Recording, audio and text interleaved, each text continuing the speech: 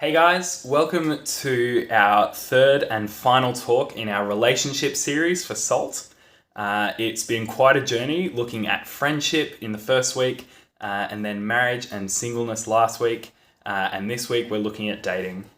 So last week we heard from Josh about Christian marriage and singleness. We heard that Christian marriage and singleness is actually fundamentally different to the world's version of marriage and singleness that we see around us. And tonight we're going to be looking at Christian dating. And I hope that we will see that Christian dating is fundamentally different to the world's view of dating that we see around us. Now, if you know your Bible off by heart, you'll know that dating is actually not mentioned in the Bible at all. Nowhere. So I think that should make us ask the question, as Christians, why do we date?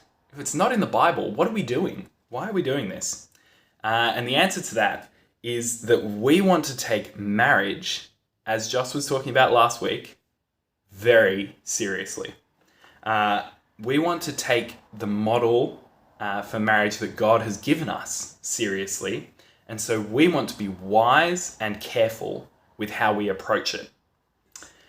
We heard last week that God's good gift of marriage is a lifelong commitment of love and service to one other person over and above all others. That's big. It's huge even, like literally a lifelong commitment. We want to take that commitment seriously, and so we date to explore the possibility of entering into that with one other person.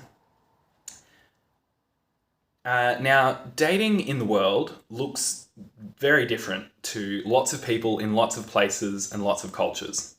But the general picture that we seem to be getting from the world, particularly in movies, in songs, how your friends might be talking about dating, is that dating is an end within itself, and also that dating is all about intimacy with the other person. So that is, if you want to date someone, you're planning to date them for as long as you can, for quite a while. And you, in that time, you want to get as close to that person as possible. And that's because to the world, dating is the goal. And it's actually meant to fulfill our need to be known and loved by someone else. And so that's why it can kind of seem to the world like we're a bit strange or like we're missing out on something if we're not dating someone or we're not in a dating relationship. You might have actually heard that or felt that in the past. But Christian dating, like I said before, is different. Christian dating is temporary and it's about clarity. You see, as Christians, we date because we're investigating the possibility of getting married to someone. And so we go into dating knowing that it will end, planning for it to end, and looking for clarity from that time that we've spent with that other person. So I want you guys to jump into your groups now and discuss a little bit. How do you reckon Christian dating might look different in the day-to-day to worldly dating? Given that we've spoken about the differences there between the aims of non-Christian dating and Christian dating, how do you reckon they might look different in what's actually going on? Jump into your groups. I'll see you soon.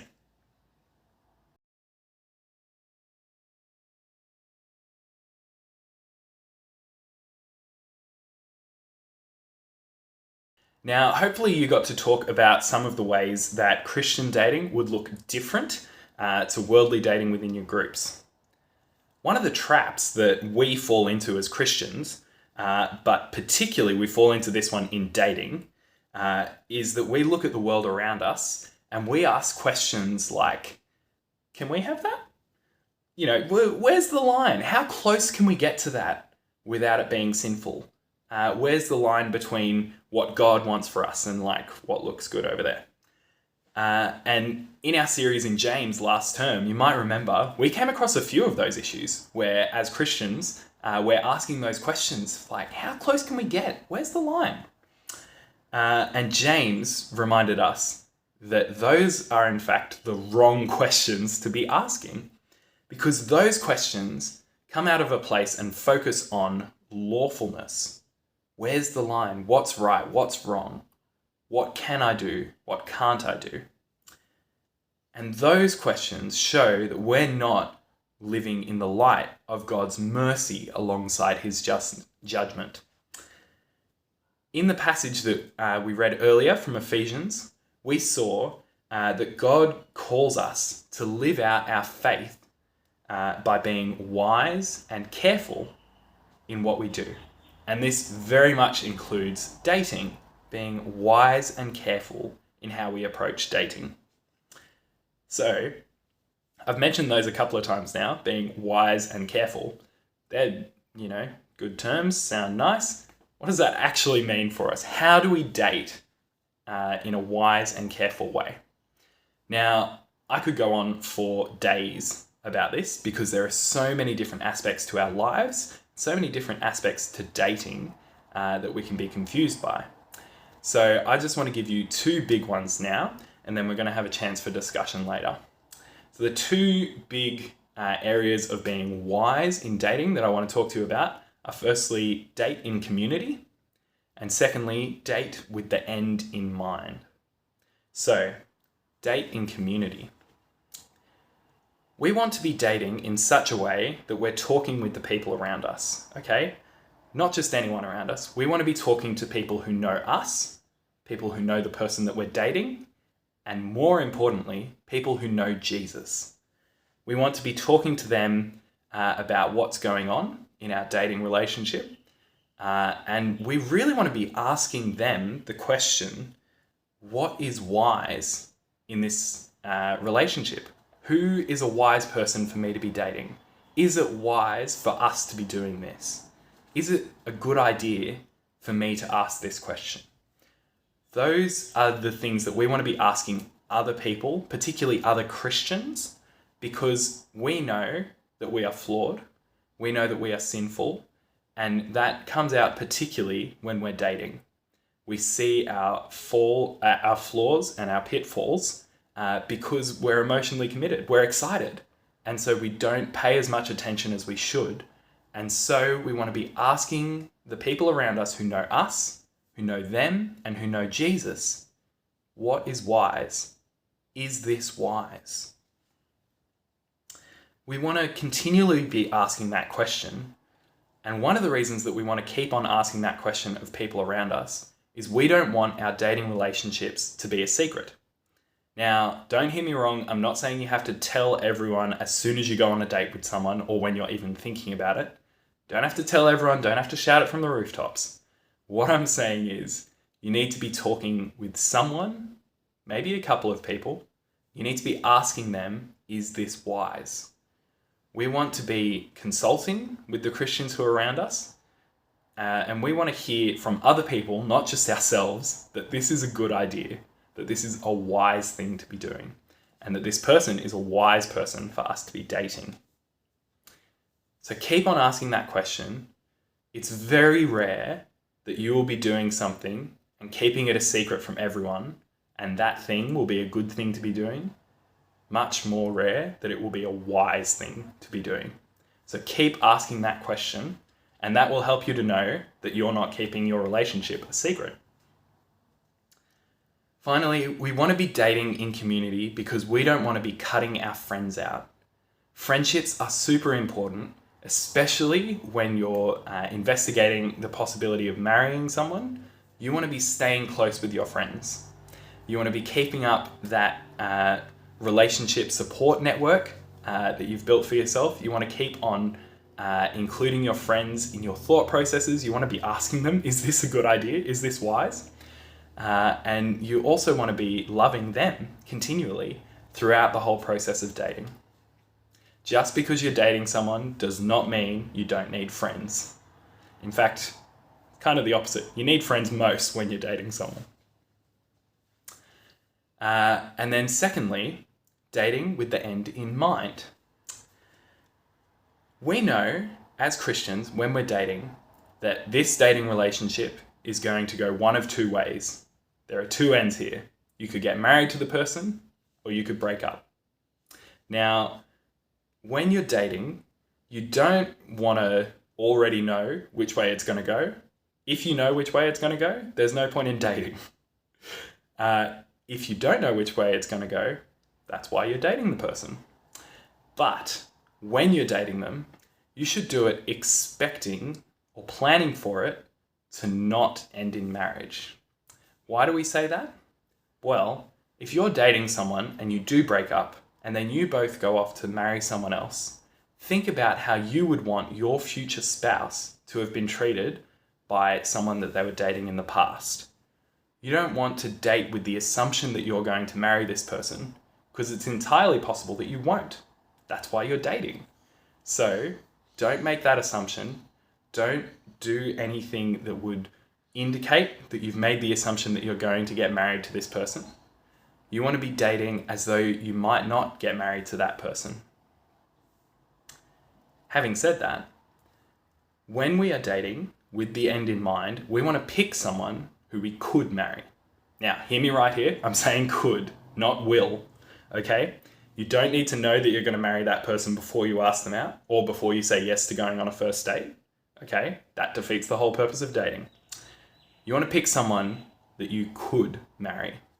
That means that this person could fit with you into God's good picture of marriage. So that person needs to be single, not married to someone else. They need to not be a close relative of yours. They need to be of the opposite gender to you. These are just some fundamental things that if this person does not meet these requirements, don't date them, because you're not going to get married. Secondly, this person needs to be a Christian. More importantly, they need to take Jesus seriously. You don't want to be dating someone who is going to be drawing you away from God. You want to be dating someone who is pushing you towards God, pushing you towards Jesus, and encouraging you to know him better and to love him more and serve him with your whole life. Whoever you marry, if you get married, you will be spending a lot of time with. So you want this person to be pushing you towards God.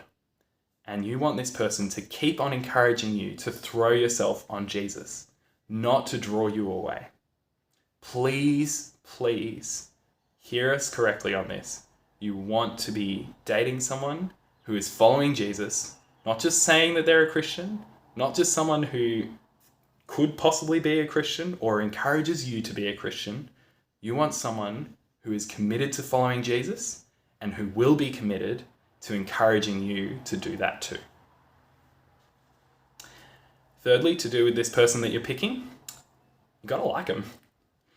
Like I said before, if you get married to this person, you're spending the rest of your life with them. That's a lot of time to be spending with someone. Don't start dating someone just because it's a good idea, just because you think that, you might get to like them at some point.